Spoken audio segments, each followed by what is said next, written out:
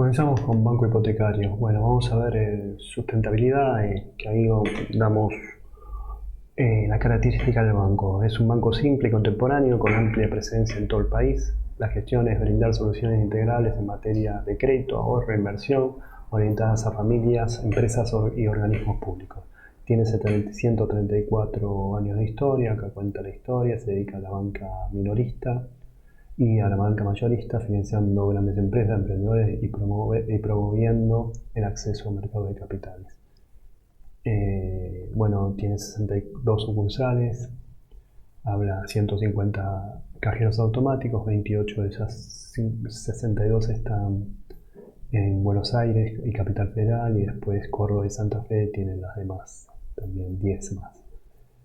Una cosa para destacar, más allá de que también además tiene, sociedad de inversión, BHN Vida, segura de riesgo, BHN, seguros generales, BAC, Banco de Crédito y Securización, y etcétera, ¿no? Acá está también comprar casa, tiene Procrear, y en sí quiero destacar una cosa. Tiene tarjeta shop, plan sueldo, bueno, esto, los activos, los préstamos, aquí en la banca mayorista es energía y real estate, sobre todo porque el dueño es Eduardo Einstein, que es el dueño de IRSA, ¿no? El presidente de este banco también. Bien, bueno, primero, estos créditos otorgados cada vez menos, de 27 pasa a 2, el monto otorgado de 44,9 millones a 7,1, o sea, es un tercio de lo que prestaba antes. Los préstamos es cómo se financia el banco, ¿no? O a quién financia. Después disminuyó la cantidad de tarjetas de crédito y tarjetas de débito. Los seguros también disminuyeron. El consumo en sí, al sector privado no tanto, eso está mejor. Y lo que llama la atención es la cantidad de cajas de ahorro ayuda social, que el banco se hizo cargo de eso, y que en cuestión de ingresos eso no le implica nada, ¿no? Ya que es la parte del Estado que tiene este banco, y por eso están abriendo, es lo que más se destaca. Caja de ahorro disminuyeron, cantidad de cuentas corrientes disminuyeron, caja de ahorro en dólares disminuyeron, la apertura, esto tiene que ver con la social, y lo que es apertura en cuentas corrientes disminuyeron. Bueno, vamos a los números. El acumulado del 2021 da un saldo negativo de 4.305 millones y con resultados malísimos. El tercer trimestre del 2021 en particular dio 1.133,6 millones. El acumulado del 2020 da 445 millones, tal vez por la adquisición de IRSA, puede ser, y por la venta de una propiedad. El tercer trimestre del 2020 dio un superávit de 249,8 millones. En cuanto... No, acá sí, vamos a ver. En esto tenemos lo siguiente. Acá, ¿por qué da la negatividad? Porque hay más egresos por depósitos y plazos fijos que los ingresos por todo lo demás, por financiaciones. Encima los ingresos se dan por pases financieros a través de letras de liquidez. La pérdida, hay una brecha de 4.800 millones de pesos con respecto al año anterior, ¿no? Bueno, algunos aspectos del resumen ejecutivo. La medida del BCRA siguen afectando, donde entre otras son tasa máxima para saldos en tarjeta de crédito, tasa mínima en plazos fijos, congelamiento de comisiones, préstamos a terceros. Bueno, esto ya lo sabemos.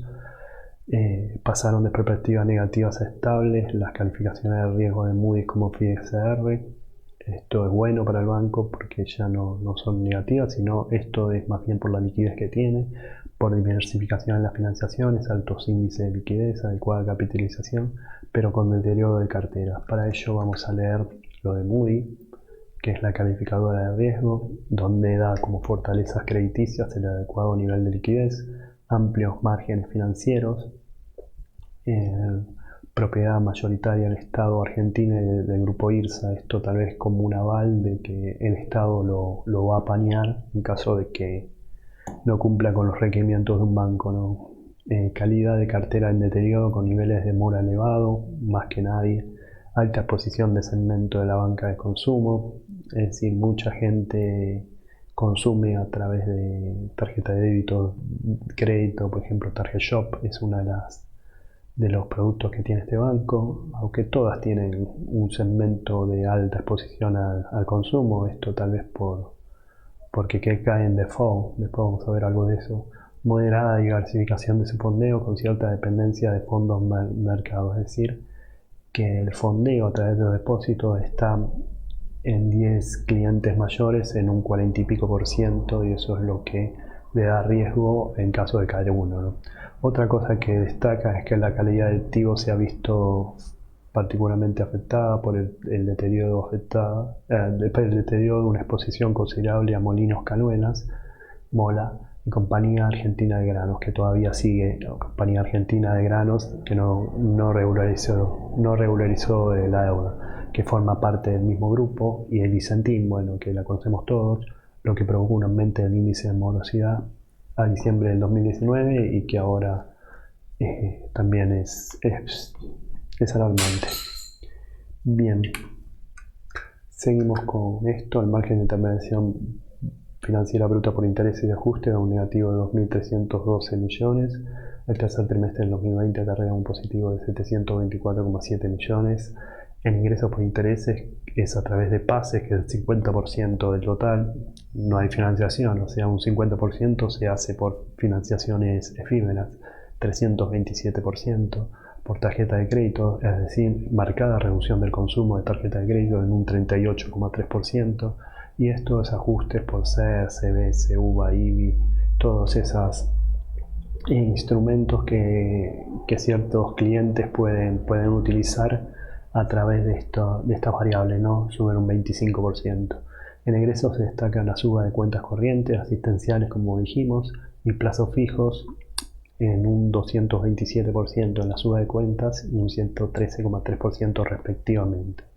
El margen bruto por intermediación de comisiones arroja un saldo a favor de 4.263,8 y se redujo 32,4 interanual por menores ingresos en comisiones de tarjeta. Bueno, ya lo vimos por los ingresos por intereses. Unas cosas son los intereses y las comisiones, ambas bajaron. Ok, esto lo vemos en las páginas 13, bueno, la intermediación por intereses hay una brecha de 3.000 millones de pesos y la de comisiones 2.000 millones de pesos. Tenemos por intermediación que nos pase de lo que más aumenta, y tanto tarjeta de crédito baja y sube algo por estos coeficientes, ¿no? SER, CBS, UVA y UBI. En cuanto a las comisiones, bueno, hay una baja justamente por el menor uso. Los resultados por instrumentos financieros acumulan 10.946,4 millones, una suba del 14,8%, principalmente por mayores ingresos en títulos públicos. El resultado de diferencia de cotización de oro y moneda extranjera da un negativo de 4,94 millones. El año pasado dio un déficit de 832,1 millones por mayores activos en dólares este año. En realidad, mayor saldo entre activos y pasivos en dólares. Otros ingresos financieros. Otros ingresos de egresos operativos de un déficit de 1.173,3 millones. El año pasado acumulaba un saldo a favor de 603,1 millones por mayor imputación de ingresos brutos y por la eliminación de la exención de las tasas hacia operaciones por pase y algunas otras operaciones particulares, lo cual Cava cobra un 8% en esas operaciones de alícuota. RPAM da un negativo, esto es por mayor inflación, mayor liquidez, 1.211 millones, es decir, una baja del 173%. Bueno, esto es lo que vamos a ver. Vamos a ver sumas y saldos. tenemos esto parecido, que es resultado neto por financiación a valor razonable con cambios de resultados, diferencia de cotización de moneda extranjera, y el RECAN, que no se detalla, pero hay una diferencia de 1.400 millones. En esto volvemos a los cuadritos, donde el resultado por neto de medición hay mayor resultado de títulos públicos, diferencia en moneda extranjera entre el saldo entre activo y pasivo en financieros, hay un saldo a favor, el año pasado era un saldo en contra o un saldo negativo. En cuanto a otros ingresos operativos, los ingresos son parecidos, pero los egresos son mayores, principalmente por lo que dije de impuestos a los ingresos brutos y la extinción la eliminación de la extinción de la tasa de cava con respecto a los pases. El cargo por incobrabilidad es de 2.573,6 millones y sube un 11,3% por morosidad en Comisión Argentina de Grano Sociedad Anónima. Los préstamos en situación irregular son el 14,3%, en el tercer trimestre eran un 11,8%.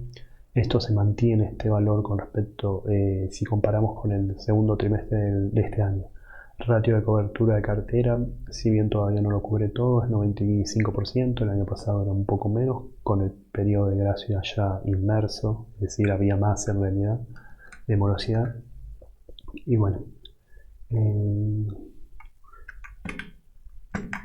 cuanto a incobrabilidad, tenemos un aumento fuerte en este trimestre, comparado con igual trimestre del año anterior, 1.800 millones, y ocupa casi todo este importe. Y hay mucho default, si ahora lo vemos en los créditos. En cartera de consumo no tanto, o sea, muy poquito. En personales hay algo de default, casi un 10%, y una morosidad que va en aumento. En cuanto al consumo, tampoco es llamativa, pero sí es llamativa lo que es en la corporativa, ¿no? Lo que es préstamo hipotecario, préstamo arrendario, es más o menos el 20% de lo que es la cartera total de la corporativa, lo que hace que la cartera comercial se aumente bastante. Ahora lo vemos en el cuadro que resume esto,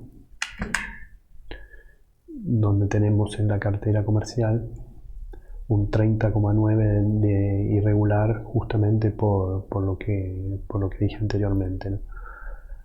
Y el 94,9% de las previsiones lo cubren, más allá que es un poco mayor la previsión a través de los altas por default ahora, y la previsión del mes anterior en realidad se constituyó a partir de esta cuenta, ¿no? De que la previsión no cubría la cartera irregular total.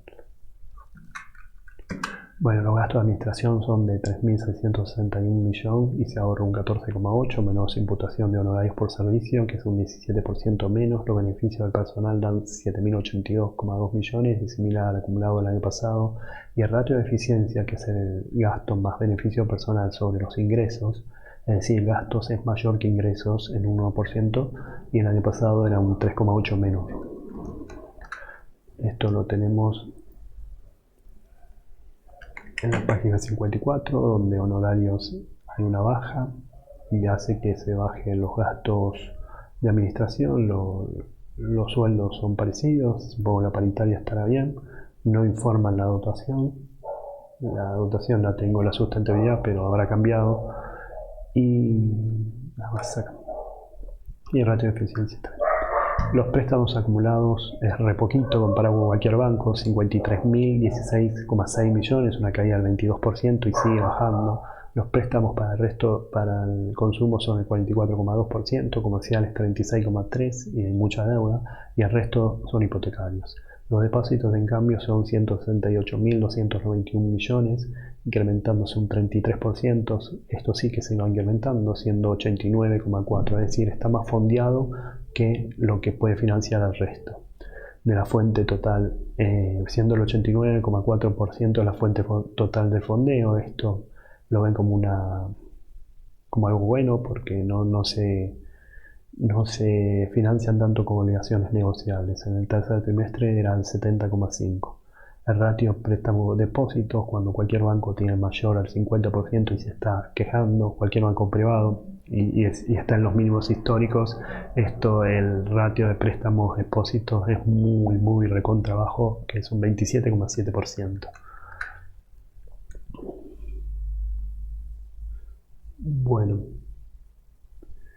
vamos a los préstamos, donde baja un 5% y un 22%, bajan en los prendarios hipotecarios, personales y todo eso.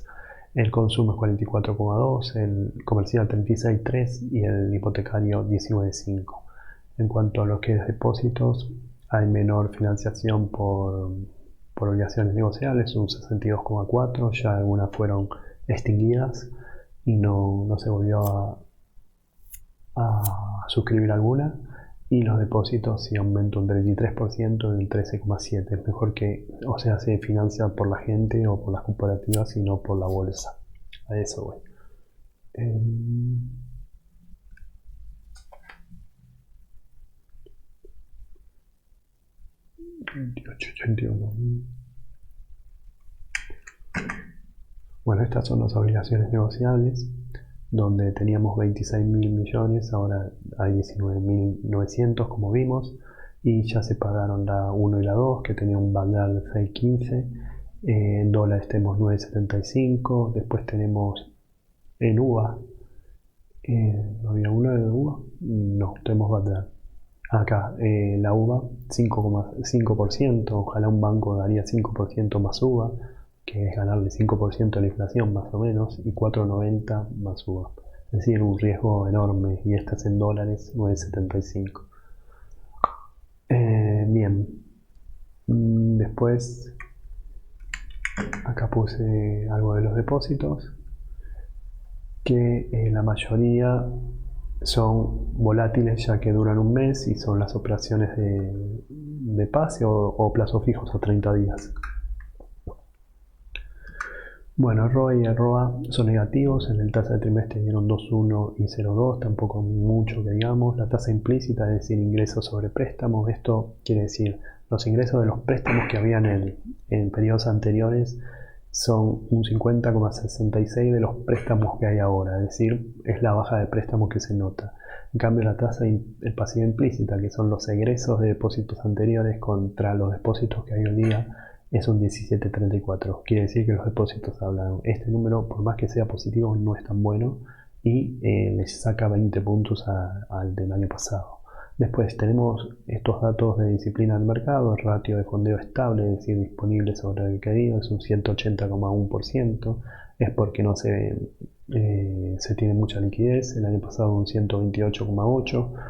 El apalancamiento, es decir, el capital sobre los activos expuestos a riesgos, 9,16 al 6,33. Esto es un poco encendiendo las luces de alarma porque el mínimo requerido de Basilea es el 3% de apalancamiento. Esto lo vemos en disciplina del mercado, en el cuadro principal, donde vemos el capital total, que es 14.496 millones, y la exposición al riesgo es 221.384, es decir, el fondeo que recibe es 6,33, está en lo mínimo, contra 9,16 cuando venía aumentando. Y después tenemos coeficiente de liquidez, estos son los activos de liquidez que pueden salir, y esta es la salida efectiva real, se mantiene más o menos en niveles, y lo que dijimos de lo disponible para financiar y lo que se requiere, es decir, las financiaciones que hay, 180,1 contra 128, están niveles altos porque nadie se financia. Los activos líquidos, es decir, los depósitos sobre, lo efectivo sobre depósitos, es 89,4, el año pasado había más efectivo que depósitos. La solvencia baja de 16,9% a 15,3%, es decir, el capital sobre Sobre, como se dice, sobre los pasivos, el valor del libro es 13,36, la cotización es 9,18, la capitalización bursátil es 13.508,3 millones y la pérdida por acción es 2,93. Ten en cuenta que esto es un 5% o menos de lo que tiene Galicia la capitalización. Bueno, es un banco que no tiene muchas perspectivas, pero se puede especular. Chao.